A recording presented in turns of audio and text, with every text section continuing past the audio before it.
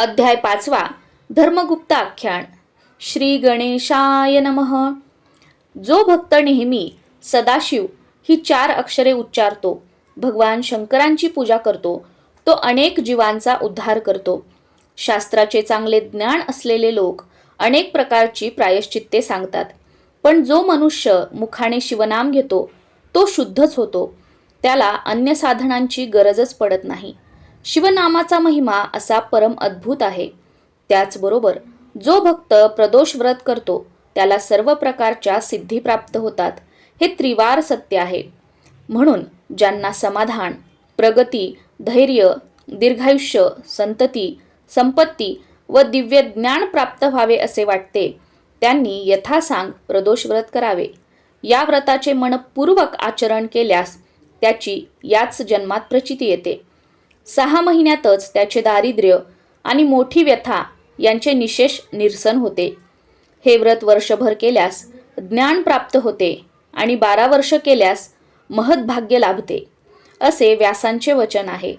जो हे असत्य मानेल तो नाना प्रकारच्या बंधनांनी जन्म मरणांच्या दुष्टचक्रात सापडेल. त्याला कल्पांतीही मुक्ती मिळणार नाही. त्याचे गुरु खोटे, ज्ञान खोटे व भक्तीही दांभिक. ज्याचा मनोभाव शिवचरणी विनम्र आहे त्याच्यासारखा पवित्र दुसरा कोणीही नाही. प्रदोष व्रत केल्याने अकाली मृत्यू, भयंकर गंडांतरे अशा गोष्टी टळतात. या व्रताविषयीची एक प्राचीन कथा सुतांनी शौनकादिकांना सांगितली. ती अशी आहे. सत्यरथांची कथा. सत्यरथ हे विदर्भ देशाचे भूपती. ते अत्यंत तेजस्वी, पराक्रमी, सर्व धर्मांचा सन्मान करणारे व लोकप्रिय होते. त्यांनी अनेक वर्ष राज्य केले, पण शिवभक्ती केली नाही. त्यांचे वाढते यश व ऐश्वर्य अनेक राजांना सहन होत नव्हते. म्हणून शाल्य देशाच्या राजाने पृथ्वीवरील अन्य राजांशी हातमिळवणी करून विदर्भावर एकदम आक्रमण केले. सत्यरथांनीही त्यांच्याशी निकराचा लढा दिला.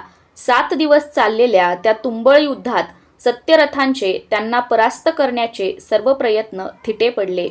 त्यांना रणांगणात वीरमरण आले.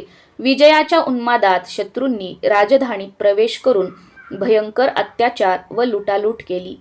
ही वार्ता सत्यरथांच्या पत्नींना, इंदुमतींना कळताच त्यांच्यावर दुःखाचा डोंगरच कोसळला. त्यावेळी त्या गरोदर होत्या. 9 मास पूर्ण झाले होते. आपण इथे राहिलो तर काय विटंबना होईल या कल्पनेने त्या शहारल्या. आपले व बाळाचे प्राण वाचवण्यासाठी त्या गुप्त मार्गाने नगर सोडून अरण्यात शिरल्या. अनर्थ ओढवू नये म्हणून त्या एकसारख्या पुढे पुढे धावत होत्या. धावताना त्यांना सारखी धाप लागत होती. पायात काटे रुतत होते.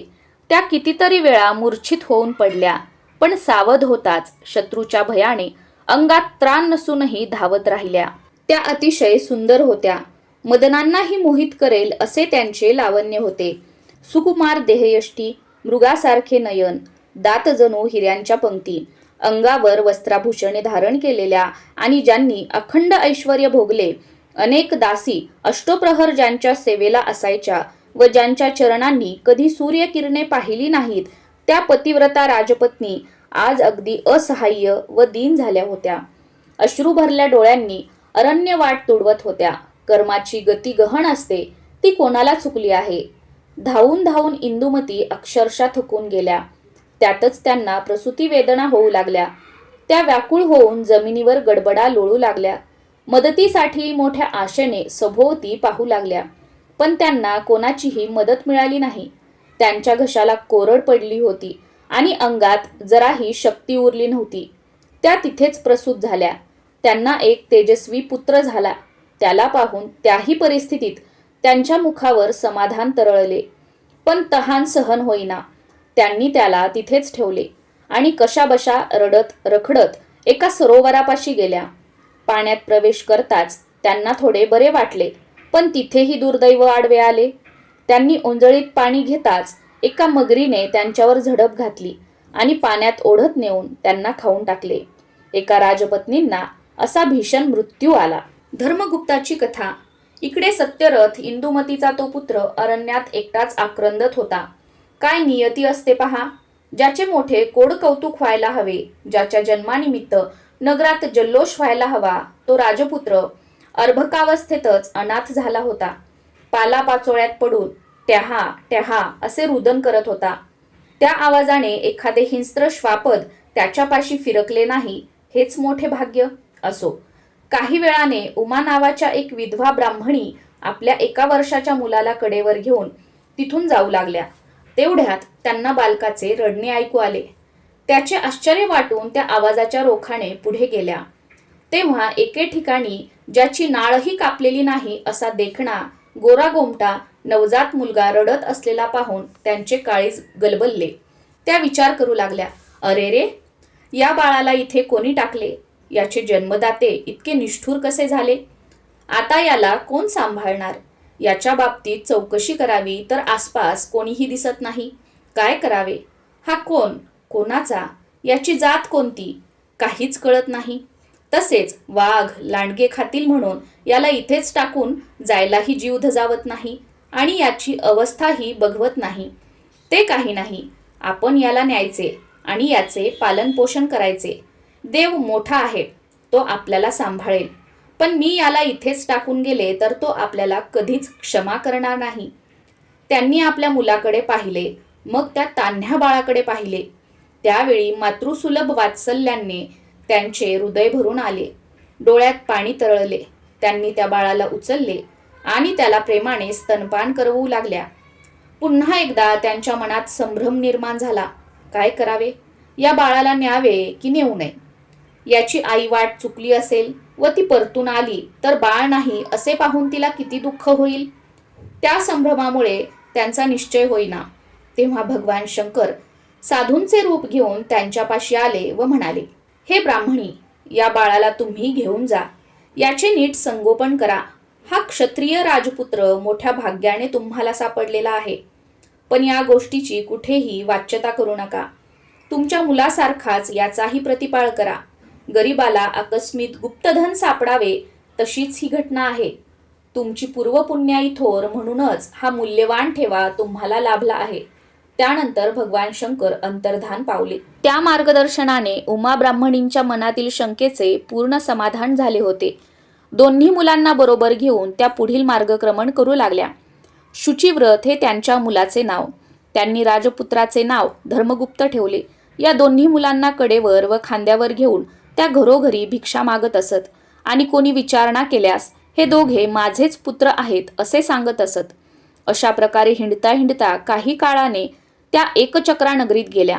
तिथे भिक्षा मागत फिरत असताना त्यांनी एक शिवालय पाहिले. तिथे अनेक ब्राह्मण जमले होते. गाभाऱ्यात ऋषीश्रेष्ठ शांडिल्य भगवान शंकरांची विधियुक्त पूजा करत होते. उमा दोन्ही मुलांना घेऊन त्या मंदिरात प्रवेशल्या आणि एका जागी बसून शिवजींची पूजा पाहू लागल्या. तेव्हा त्यांना त्यांच्या मुलांना पाहून शांडिल्य म्हणाले, कर्मगती कशी गहन असते पहा. हा एक राजपुत्र आहे, पण आज हीनदीन होऊन नशिबात लिहिलेले भोग भोगत आहे. या गरीब ब्राह्मणीच्या सहवासात हाल अपेष्टा सोसत वाढतो आहे.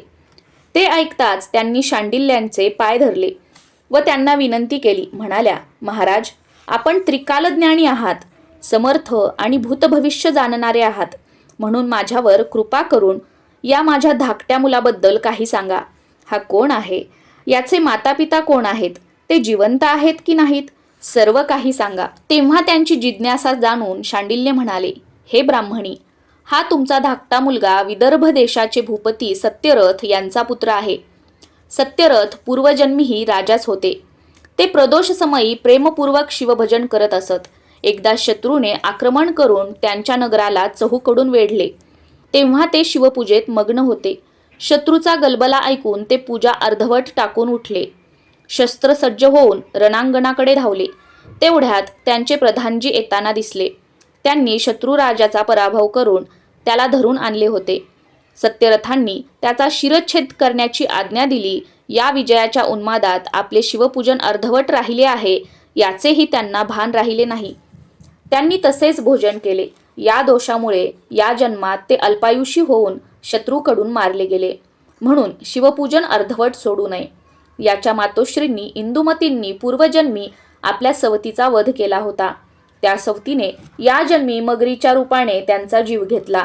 अर्थात स्वतःच्या स्वार्थासाठी दुष्टबुद्धीने जे जे कर्म करावे ते सर्व कालांतराने दुःखरूपाने भोगावेच लागते. या धर्मगुप्ताबद्दल काय सांगावे?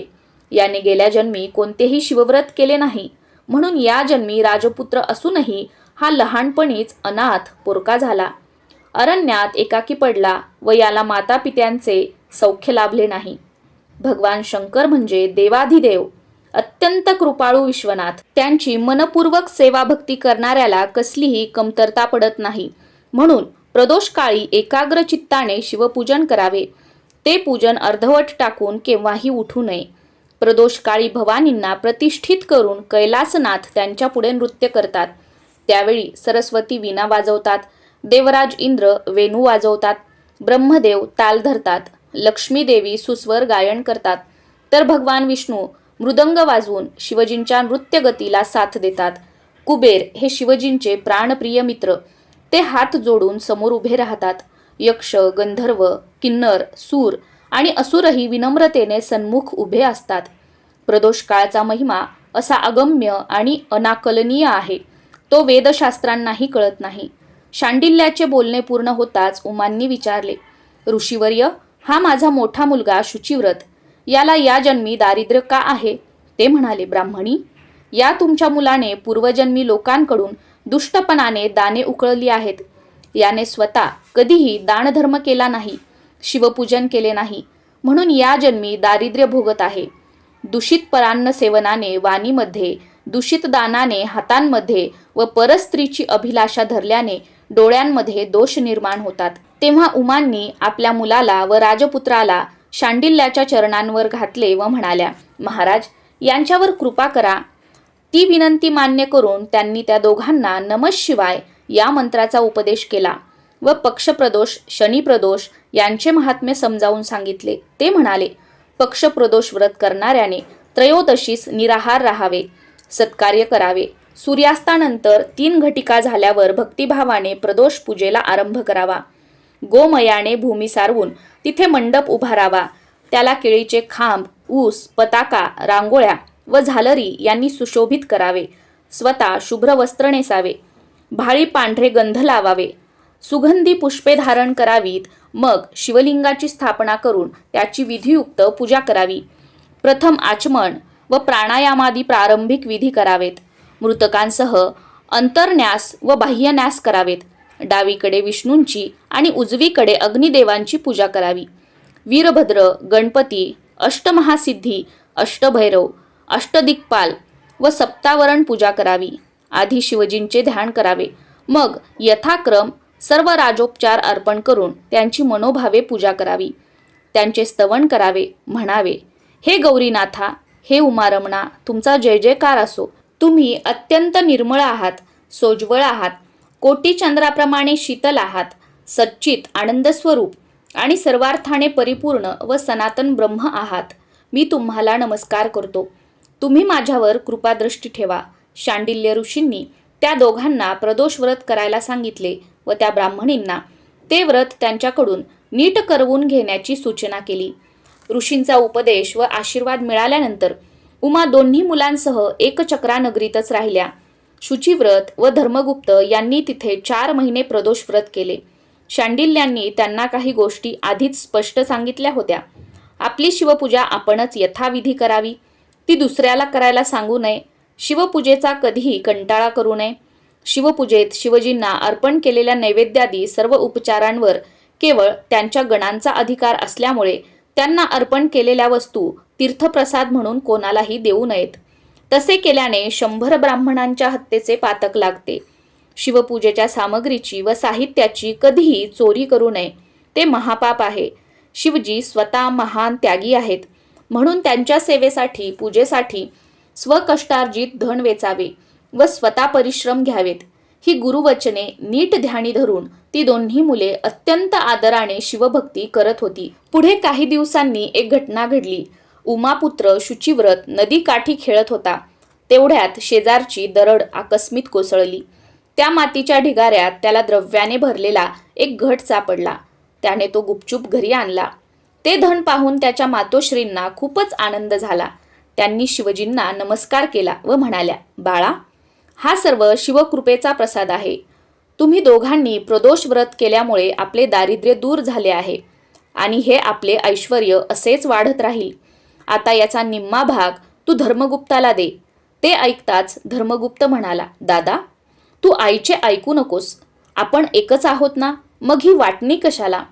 तसे पाहता या भूमीतील सर्व धनसंपत्ती आम्हा राजांचीच असते. आता मी सांगतो तसे कर. हे सर्व द्रव्य तुझ्याकडेच ठेव. ते निस्पृह बोलणे ऐकून उमांचे हृदय भरून आले. त्यांनी त्याला प्रेमाने जवळ घेतले. आता पोटापाण्याची चिंता नव्हती. दिवस आनंदात जात होते. ते दोन्ही कुमार नित्यनेमाने शिवध्यान व शिवपूजन करत असत. अशी काही वर्ष लोटली. शुचिव्रताने व धर्मगुप्ताने तारुण्यात प्रवेश केला. एके दिवशी ते दोघे अरण्यातून हिंडत असताना त्यांना काही गंधर्व कन्या दिसल्या. त्या खूपच सुंदर होत्या. त्या खेळण्यात रममाण झाल्या होत्या. त्यांचे लावण्य पाहून त्या दोघांचे मन हरपले. तेव्हा शुचिव्रत धर्मगुप्ताला म्हणाला, अरे, परस्त्रियांकडे असे लपून छपून पाहू नये. त्यांची अभिलाषा धरू नये. त्या दृष्टीने आपले चित्त व स्पर्शाने आपली शक्ती हरण करतात. त्यांच्या सहवासाने काय अनर्थ होतात हे मी तुला सांगायला हवे काय? चल इथून जाऊया. पण राजपुत्राचे त्याच्या बोलण्याकडे लक्षच नव्हते. शुचिव्रता, तू इथेच थांब. मी त्यांना भेटून येतो. असे म्हणून तो मदनांसारखा देखणा राजपुत्र त्या गंधर्व कन्यांजवळ गेला. त्यांच्यामध्ये जी मुख्य होती तिचे नाव अंशुमती. कोद्रवीन नावाच्या गंधर्व राजांची ती कन्या लावण्याची पुतळीच होती. ती उपवर झाली होती. म्हणून तिच्या पिताजींनी शिवजींना विचारले, देवा, माझी कन्या कोणाला देऊ? ते म्हणाले, गंधर्वराज, पृथ्वीवर माझा एक परमभक्त आहे. त्याचे नाव धर्मगुप्त. राजा सत्यरथांच्या या पुत्राला तू आपली कन्या दे. शिवजींचे हे वचन आज खरे होऊ पाहत होते. म्हणूनच अंशुमती योगायोगाने धर्मगुप्ताच्या दृष्टीस पडली होती. असो, त्याला येताना पाहून अंशुमती स्वतःशीच विचार करू लागली, हा मदनांसारखा दिसणारा राजपुत्र आहे तरी कोण? याची अंगकांती किती तेजस्वी आहे. चंद्राने क्षीरसागरात स्नान करून आपला कलंक धुवून टाकावा तशी. याचे धनुष्यबाण घेतलेले अजाण बाहू पटकन नजरेत भरतील असेच आहेत. आणि चाल किती धीरगंभीर व डौलदार आहे. वक्षस्थळही विशाल आहे. खरंच असे 32 शुभलक्षणांनी युक्त असलेले व्यक्तिमत्व फार क्वचित पाहायला मिळते. याला पाहून माझ्या मनात या आनंदाच्या उर्मी कुठून उचंबळत आहेत. हृदयाची धडधड अशी अचानक कशी बरे वाढली. हा अत्यंत गुणी राजपुत्र माझ्याशी वार्तालाप करायला येत आहे. याच्याशी सुसंवाद करायचा तर एकांतच हवा. त्यात या सख्यांची लुडबुड कशाला? मग तिने एक युक्ती केली. आपल्या मैत्रिणींना सुगंधी पुष्पे आणण्यासाठी दुसऱ्या वनात पाठवले. त्याही चतुर होत्या. काय समजायचे ते समजल्या आणि ठीक आहे, आमचा व्यत्यय कशाला असे म्हणून हसत खिदळत दूर निघून गेल्या. आता अंशुमती एकटीच होती. तिने धर्मगुप्ताला धिटाईने जवळ बोलावले. झाडाची पाने पसरून त्याच्यासाठी आसन तयार केले. त्यावर कोवळ्या डहाळ्या पसरून ते मऊ केले. तो त्यावर बसला. ती त्याचे देखणे रूप डोळ्यांनी मनात साठवत होती. त्याचे आरक्त ओठ, मुखावरचे मोहक हास्य, विशाल भालप्रदेश व अंतकरणाचा ठाव घेणारे कमळासारखे डोळे, या सर्व गोष्टींनी तिच्या मनाला विलक्षण भुरळ घातली होती. ती त्याच्याकडे लाजून पाहत होती. तोही तिच्यावर मुग्ध झाला होता. त्याच्या प्रेमळ कटाक्षांनी ती गंधर्व कन्या केव्हाच विद्ध झाली होती. तथापि स्वतःला सावरून ती म्हणाली, हे राजसा, तू तर शृंगाररसाचे सरोवर आहेस. त्यात राजहंसीप्रमाणे विहार करायला मला नक्की आवडेल. तुझ्या चंद्रासमान दिव्य मुखाकडे पाहून माझा मनोरूपी चकोर अक्षरशः नृत्य करीत आहे. माझे नेत्ररूपी भ्रमर तुझ्या मुखकमलाकडे सारखे झेपावत आहेत. तुझे बोलणे म्हणजे मेघांचा वर्षाव. त्यात भिजलेला माझा चित्तरूपी मोर आनंदाने मुग्ध होऊन थुई थुई नाचतो आहे. मी काय करू? स्वतःला कशी सावरू? माझे प्रेम कसे व्यक्त करू? तुझ्या भेटीने झालेला आनंद कसा व्यक्त करू? मी तुला मनाने वरले आहे. बोलता बोलता तिने स्वतःच्या गळ्यातली मोत्यांची माळ काढून त्याच्या गळ्यात घातली आणि आता मी काया वाचा मनाने तुझीच पत्नी झाली आहे असे म्हणून त्याच्या चरणांवर मस्तक ठेवले. धर्मगुप्त म्हणाला, हे गंधर्व कन्ये, तुझ्या मनाचे मोठेपण पाहून मी खरोखरच धन्य झालो आहे.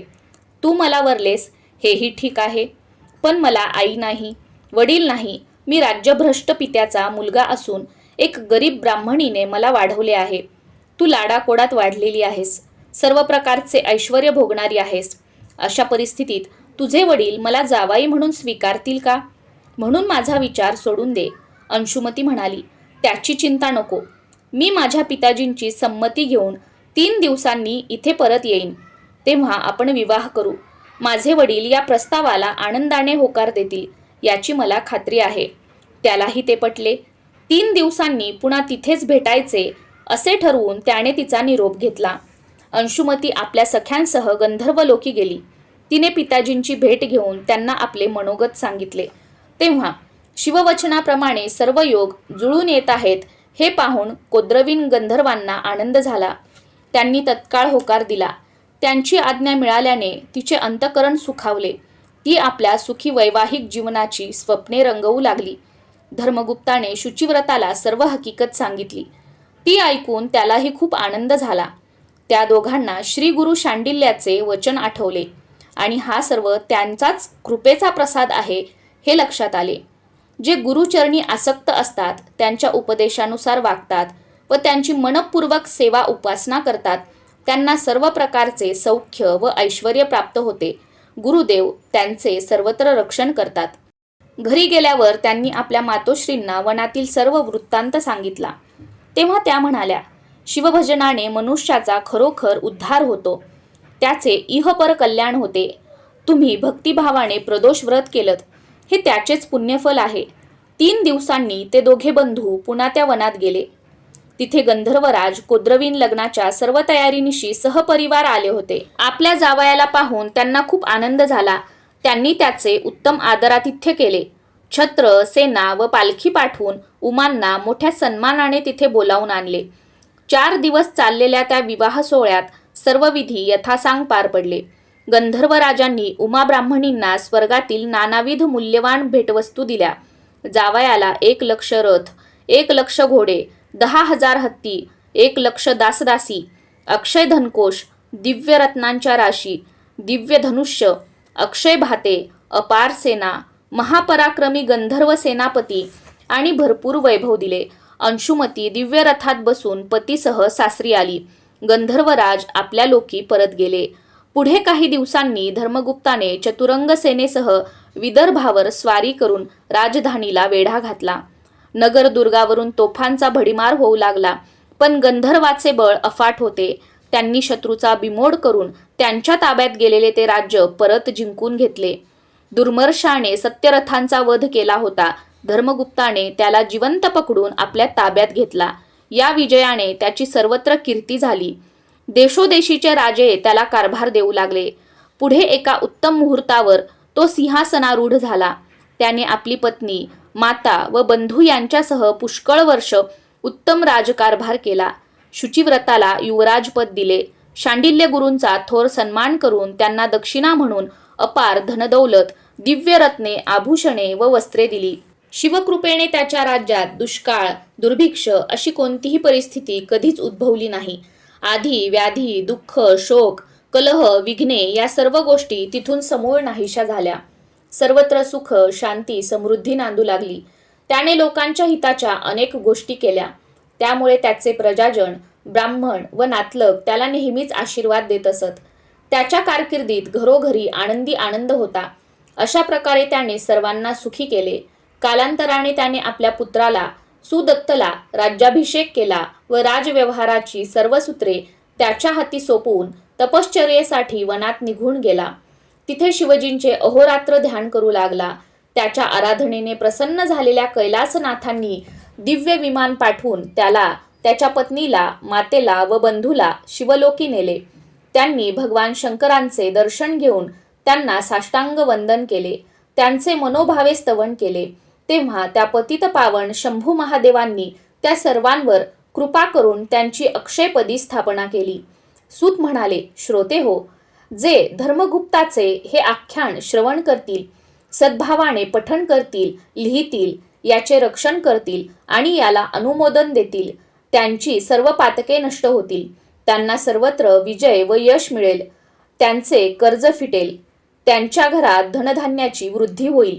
सर्व प्रकारची संपन्नता येईल आणि भगवान शंकर स्वतः त्यांचे संरक्षण करतील. प्रदोष महिमा अत्यंत अद्भुत आहे.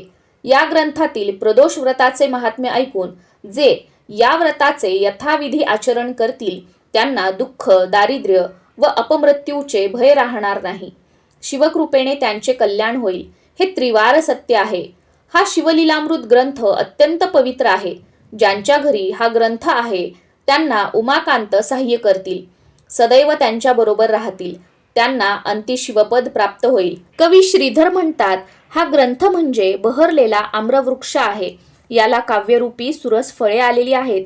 कुतर्क करणाऱ्या कावळ्यांना ती कशी आवडणार? हे ब्रह्मानंद स्वरूप विरूपाक्ष, तुमचा जय जयकार असो. तुम्ही सर्वसाक्षी आहात, वाईट कर्मांपासून मुक्त करणारे आहात आणि सर्व कर्मांचे अध्यक्ष आहात. तुमचे अतर्क्य अस्तित्व व अतर्क्य महात्म्य वेदशास्त्रांनाही कळत नाही. या श्रीधराला तुम्हीच वरदान दिले आहे. स्कंद पुराणातील ब्रह्मोत्तर खंडात असलेल्या श्री शिवलीलामृत ग्रंथाचा हा 5वा अध्याय अतिशय गोड आहे. सज्जनांनी याचे नित्य श्रवण पठण करावे. अध्याय 5वा समाप्त. श्री सांब सदा शिवार्पणमस्तु. शुभम भवतु.